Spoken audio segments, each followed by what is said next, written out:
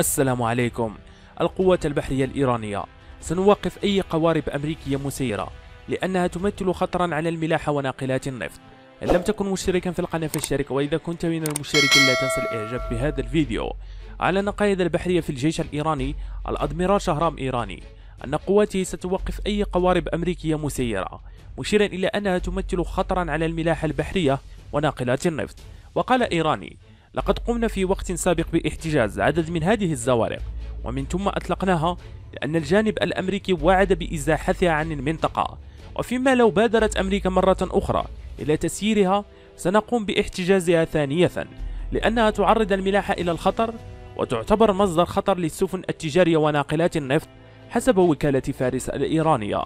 وشدد على أن العدو حاول أن يجعل من منطقة شمال المحيط الهندي وقناة السويس منطقة أمنية، مشيرا إلى أن الجانب الإيراني بادر إلى إنشاء مراكز أمنية في منطقة جابارهار جنوبي شرق إيران لتوفير الأمن البحري، كي تستطيع دول الأعضاء في رابطة الدول المطلة على المحيط الهندي والدول الأخرى أن توجد لتوفير الأمن.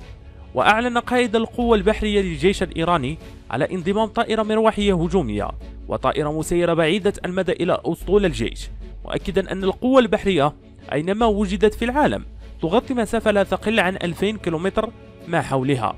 وأضاف: جميع السفن التجارية الإيرانية تتم مرافقتها من قبل سلاح البحرية، لافتا إلى التقدم الذي حققته إيران في مختلف المجالات العملية والصناعية، بينها إنتاج أنواع القطع البحرية والمعدات الجوية والأسلحة الاستراتيجية.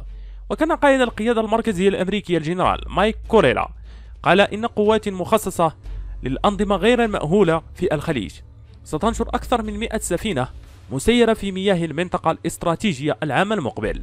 وقال القائد الأمريكي في البحرين إنه بحلول هذا الوقت من العام المقبل ستنشر قوة 59 أسطولا يضم أكثر من 100 سفينة فوق سطح البحر وتحته غير مأهولة تعمل وتتواصل معا.